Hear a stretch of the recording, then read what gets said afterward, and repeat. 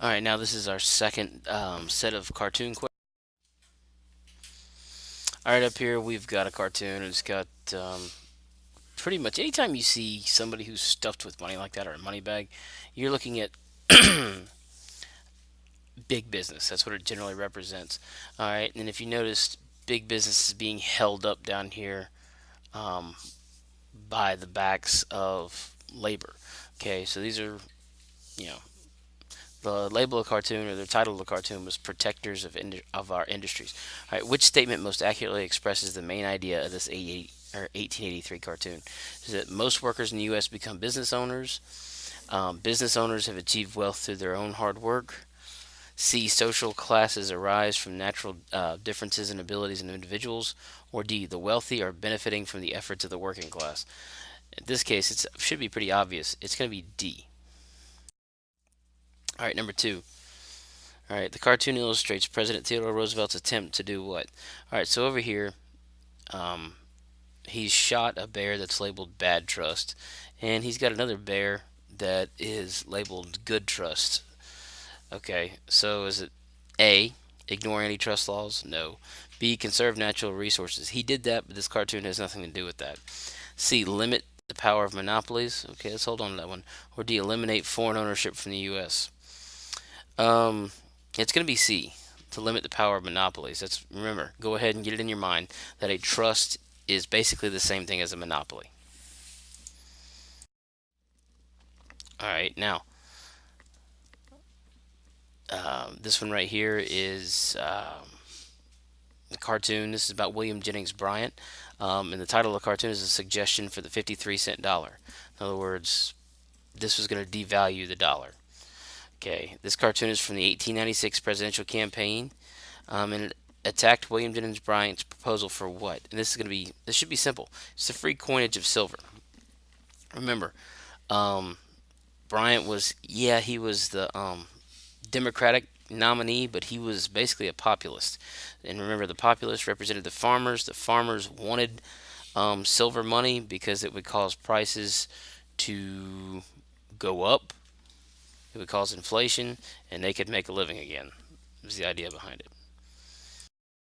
All right, number four. What is the main idea of this cartoon? So it shows Columbus here standing up, or basically a statue of Columbus. It says "Discoverer of America" in 1492, and it has an Indian off to the side, or a Native American, that's sitting there and going, "You didn't discover America. We were here first." Okay, and he's got a book there called History Lost. Okay, so what's the main idea of this cartoon? A. Native Americans and Europeans showed great willingness to share knowledge at their first contact. No. B. Spanish colonization of Indian Americas preceded the British colonization. Well, it did, but no. C. American society has failed to recognize the achievements of Native Americans. That's the one we're going to go with right there. Number four. Okay. Um, to carry out the foreign policy referred to in the cartoon, President Theodore Roosevelt added a corollary to the what? All right.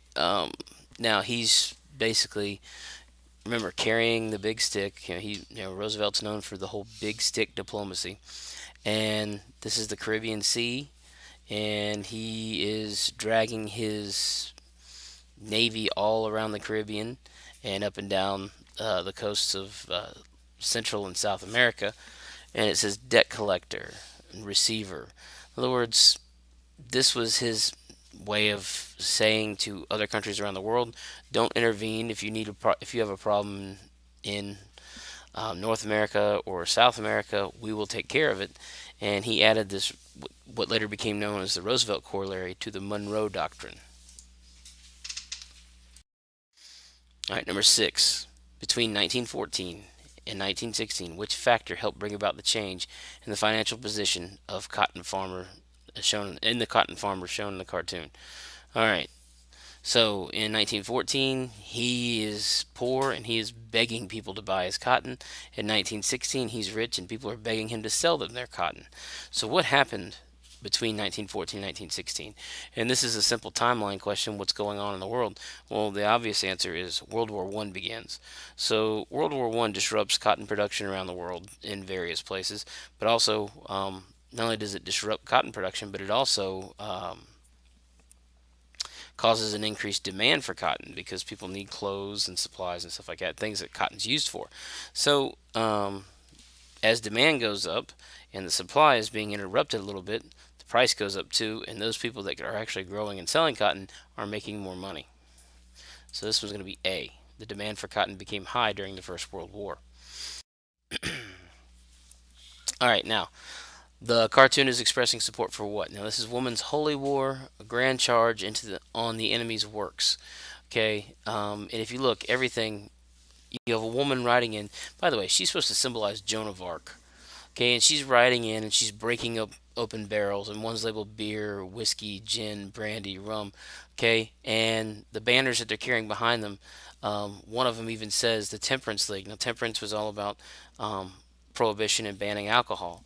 Okay, so this is specifically talking about national prohibition. C. Number 8. Now you've got a really, really large woman. Okay, anytime somebody in a cartoon is drawn very large, it indicates that they have power.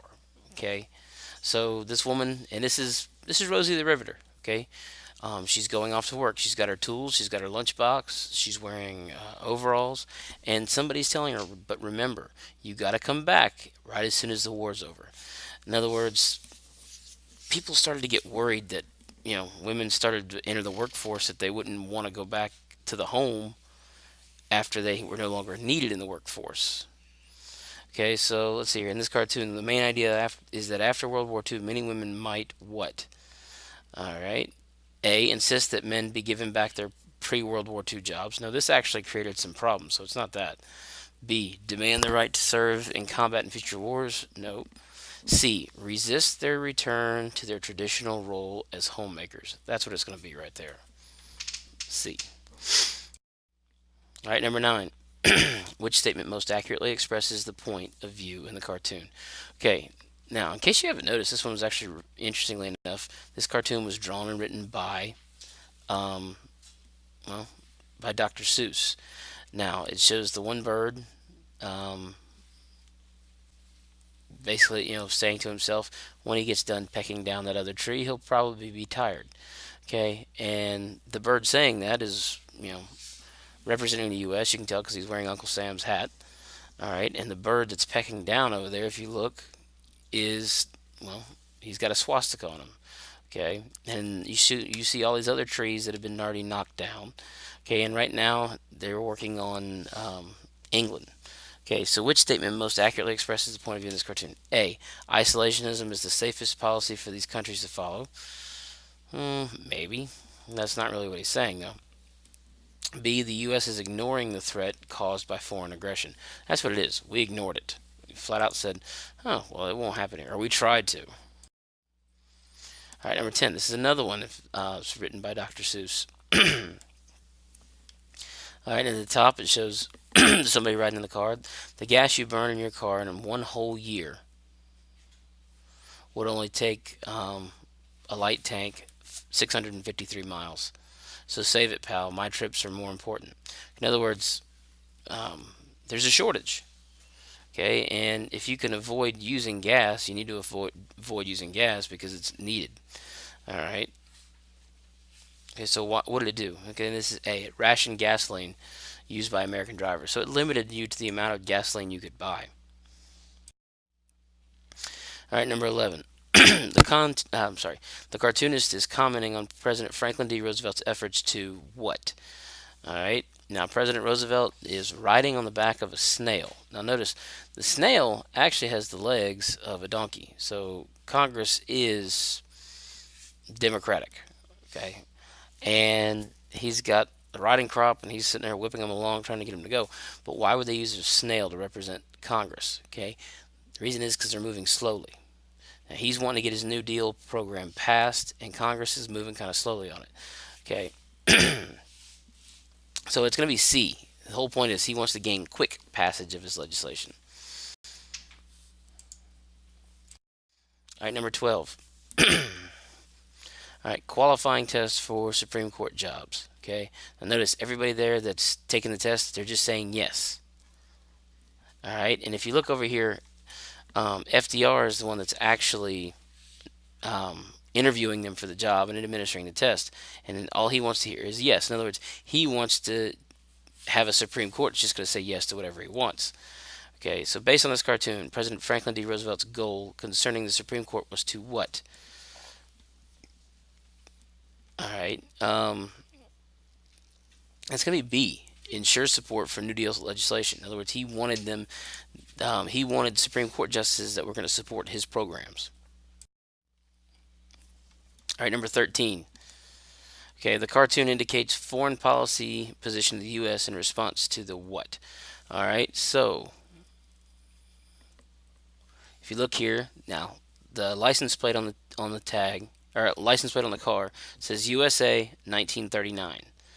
Okay, and it's driving down the road of neutrality, and what's happening all around you is there's bombs going off. Okay, so this is 1939, so it's actually referring to the beginning of World War II. We did not get involved in World War II officially until 1941, but we're kind of trying to stay neutral and kind of ignoring it, so it's going to be C. All right, number 14. In the cartoon, most of the diseases refer to what? Okay, and over here it says you've got Uncle Sam saying, "What a lucky thing! We've got our own beds, or we've got separate beds." Because on the other bed, they've got stagflation, they've got Hitleritis or Stalination, the Blitzpox, Nazi fever, and fascist fever. Okay, now the separate beds in this case represent the fact that it's separate continents. We're a whole ocean away from what's going on in Europe. Okay. Most of the diseases in this one refer to, it's going to be the military dictatorships of the 1930s. In other words, we didn't have that over here. All right. The main idea of this cartoon is that what? Okay, this is a reference back to the Trojan horse.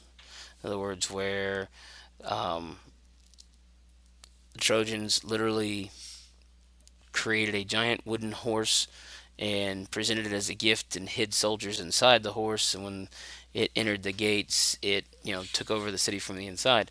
In this case, the Trojan horse is actually a Trojan donkey, and it says New Deal tyranny. And the gate they're trying to go through is the U.S. Constitution. So it's basically the idea that they're trying to sneak some government control into the Constitution. So it says A, the New Deal was a threat to the constitutional government of the United States. That's what it's going to be. All right, number 16. If you look over here, this president portrays President. I'm sorry. This cartoon portrays President Franklin D. Roosevelt's attempt to do what? All right. Now the referee is wearing a hat that says Congress. Okay, and the guys over on the right, their jerseys say Court. So this is the Supreme Court. And FDR is telling Congress, "I want 6 substitutes at once." Those fellows over there don't know it, but they're through. But I don't want them to take them off. I don't want to take them off the field. This was referred to as court packing. Rather than trying to just find a way to remove Supreme Court justices, FDR actually attempted to get Congress to add 6 more Supreme Court justices to the Supreme Court, so he'd have the votes he needed for all of his New Deal programs. And this is going to be B. It was his attempt to increase presidential influence on the Supreme Court. All right, number 17. All right, the title there is, "Oh, that's the kind of sailor he is." All right, FDR is sailing the ship, and you have Congress who's working on the ship, and the compass is representing Supreme Court.